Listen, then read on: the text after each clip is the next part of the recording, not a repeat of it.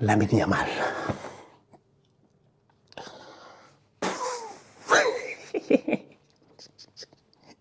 Putain, merde. Pardon. Bordel. 1000 milliards de 1000 sabords.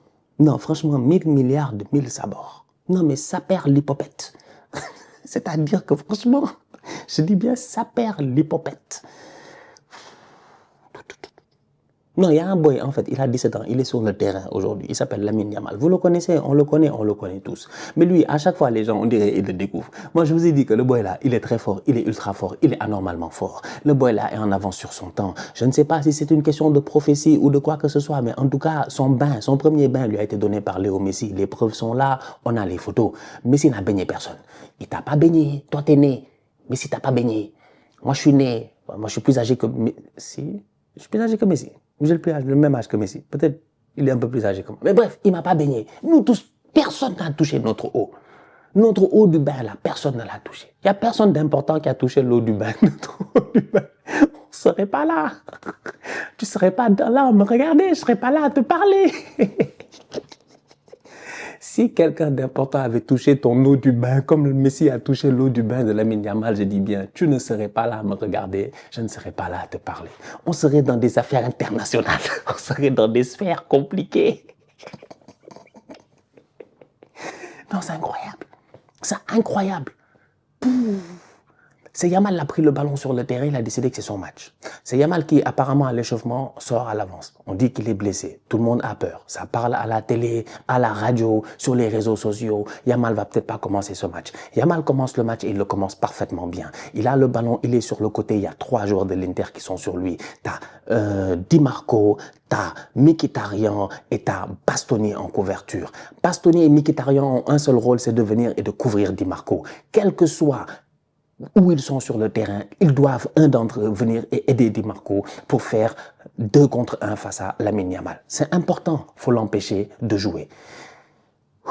Comment vous expliquer que ça n'a servi absolument à rien, en fait, qu'ils sont venus avec leur système, leur machin, leur tout ça. Franchement, les Italiens, ils ont tout ramené. Ils ont tout ramené. Ils ont absolument tout ramené. Ils ont ramené, je te dis, c'est la botte au complet, ils ont ramené. Ils ont ramené toute l'Italie au complet, tout ça pour se faire dribbler par un gamin de 17 ans, un gamin qui n'a même pas le permis de conduire, un gamin qui n'est pas majeur, un gamin qui ne peut pas aller en boîte de nuit, un gamin qui a besoin d'une autorisation parentale pour voyager. C'est ça qu'il a appris, je dis bien. C'est-à-dire, Di Marco est venu, on l'a dribblé, mais Di Marco, on l'a dribblé, il était fatigué. On a dribblé Di Marco, il était fatigué. Il s'est fait balader comme du n'importe quoi.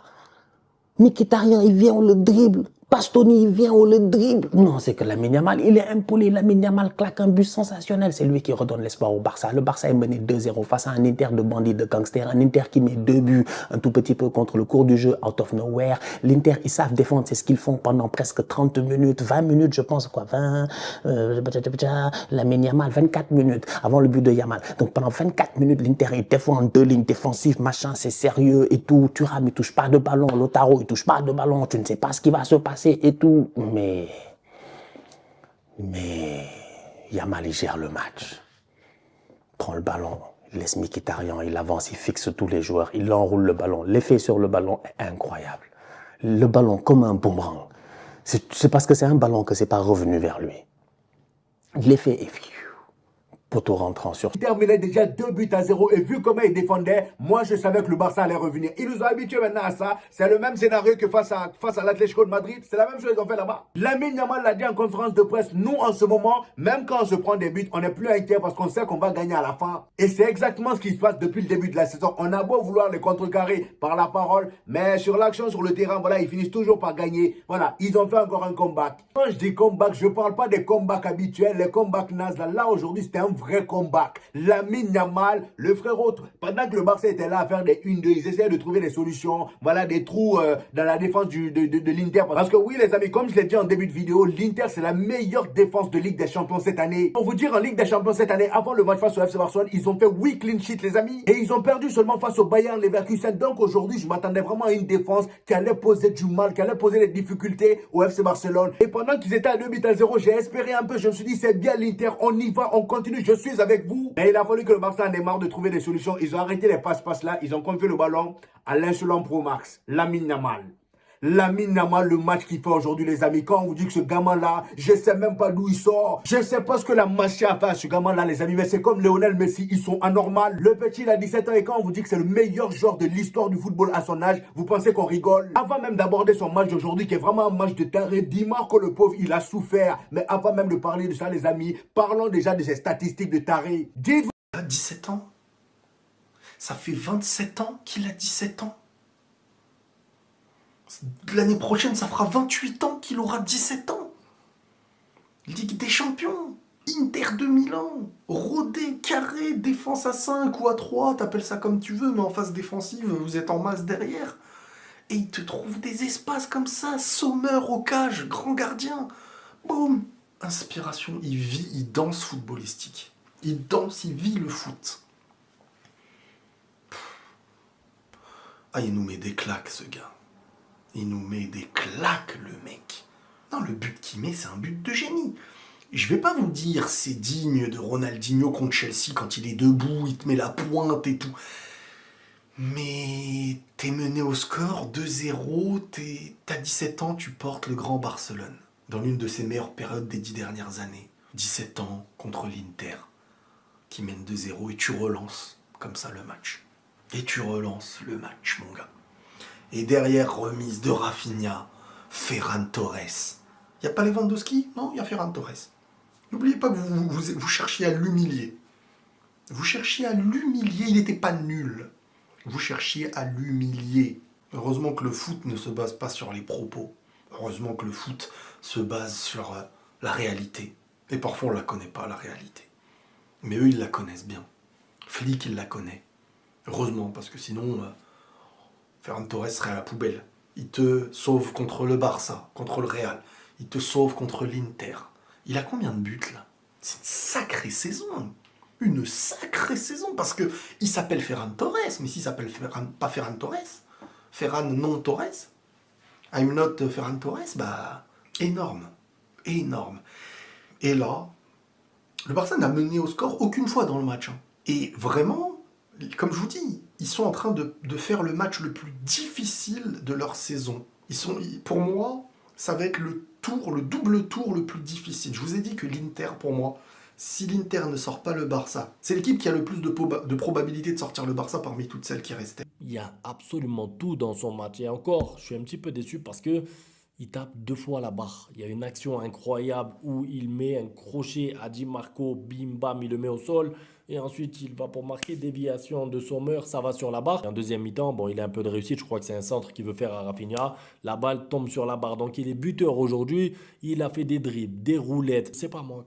Comment on peut critiquer Lamine Yamal quand on est amateur de football? Quand on aime le foot et qu'on voit ce que propose Lamine Yamal, vous vous êtes pas régalé aujourd'hui? Franchement, des dribbles, des frappes, des feintes. C'est incroyable de pouvoir faire ça encore une fois à 17 ans en étant en plus douteux. Je dis douteux parce qu'en fait, on sait toujours pas ce qu'il a eu. Moi, je vais me renseigner un petit peu après. Mais pour l'instant, on savait pas. Il y avait un doute. Est-ce qu'il allait jouer, pas jouer? Moi, j'ai eu peur. Je me suis dit peut-être qu'il va forcer et malheureusement sortir sur blessure en cours de match. Finalement, il fait un match plein jusqu'à la dernière action. C'est lui qui essaye d'aller chercher le 4-3. Donc, l'attitude de Lamine Yamal incroyable. Le talent, on le savait qu'il avait. Mais pouvoir mettre un but comme ça parce que le 2-1 qu'il met, c'est lui qui relance le match. On va pas se mentir parce que si ça reste 2-0 comme ça, peut-être que ça tourne en rond longtemps et t'es pas à l'abri de prendre un troisième. Ça veut dire qu'en fait, quand il y a 2-0, c'est pas que tu es au bord de l'élimination, mais il faut réagir vite. Et heureusement, monsieur Lamine Yamal marque un but incroyable. Demi-finale, Ligue des Champions, face à l'Inter, tu perds 2-0, tu prends la balle, tu dribbles, tu feintes, tu dribbles, tu marques, poteau rentrant. Je sais pas, c'est incroyable. Et c'est pour ça que je vous dis, je comprends pas ceux qui n'aiment pas Lamine Yamal parce que, soi-disant, il a dit dans la presse qu'il croit en lui et qu'il a confiance en lui parce qu'il met des lunettes et parce qu'il fait des cheveux jaunes. Franchement. Bon, pas les frères. Non, c'est trop. Les gars, c'est son 100e match aujourd'hui avec le Barça. Il est rentré dans l'histoire, ce match-là. Ce match-là, les frères, faut arrêter de parler de la Deuxième Guerre mondiale en histoire, en cours d'histoire et tout ça. Faut arrêter tout ça. Arrêtez de me parler de la Deuxième Guerre mondiale, les Francs, les Pépins, le bref, tout ça, faut arrêter. Parlez du match de Yamal contre l'Inter. Le 100e match de Yamal avec le Barça. Ça, c'est de l'histoire, les gars. Parce que là, clairement, je vous dis, ce match est rentré dans l'histoire, les frères. Vraiment, je m'adresse à tous les profs d'histoire de France et d'Europe et du monde. Arrêtez les pépins de bref et commencez à parler de Yamal parce que ce joueur est rentré dans l'histoire, les gars. Je vous le dis, je vous le répète. On va rentrer. Je vais pas m'attarder sur cette comparaison entre Yamal au même âge avec Mbappé au même âge, Yamal au même âge avec Messi au même âge. Ça, on va en parler dans les prochains jours, les frères. Parce que peut-être que là, je suis un petit peu à chaud, les frères. Je suis peut-être un petit peu à chaud. Donc on va un petit peu faire redescendre l'émotion, être un peu plus à froid. Mais vraiment, ce qui te fait aujourd'hui, c'est stratosphérique. Ce que te fait Yamal aujourd'hui, les gars, je vous le dis, c'est gravé dans le marbre, gravé dans la roche, gravé dans ce que vous voulez, les frères. Et le plus fou, le plus paradoxal, c'est que je me rappelle, sur le premier quart d'heure, c'est vraiment un match qui m'a frustré par rapport à Yamal. Un match que je me dis, Yamal, aujourd'hui, il passera pas. On voyait, sur le premier quart d'heure, la prise en charge, le plan anti-Yamal, avec le marquage de Di Marco et de Mkhitaryan sur Yamal, qui était à chaque fois en 2 contre 1, voire en 3 contre 1 sur Yamal. Je vais vous le dire ce soir que je viens de voir l'une des plus grandes performances individuelles de l'histoire de la Ligue des Champions. Je pèse mes mots. Une des plus grandes performances individuelles de l'histoire de la Ligue des Champions. Je vais pas dire la meilleure, faut pas abuser, parce qu'il y a eu des dingueries, mais si CR7, ils ont fait des dingueries de fou. Mais ce que je viens de voir ce soir, j'avais l'impression que Lamine Yamal était possédé, en fait. Pourtant, j'avais eu peur, je me disais, vous savez, lorsqu'il a débuté le match, je me suis dit, il sera pas à 100%, donc j'attendais à chaque fois le moment où il s'assoit, il demande le changement, en fait.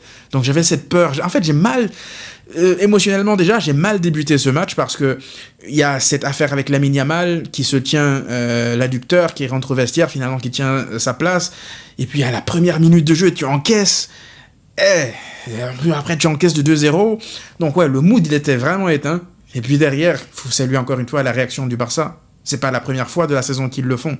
Après, si on doit faire les comptes, honnêtement, je pense que ce 3-3, il est mérité. Comme j'ai vu beaucoup de gens le dire, je pense que même moi je l'ai dit peut-être en début de vidéo, voilà, vous savez les émotions. Mais je pense que ce 3-3, il est mérité.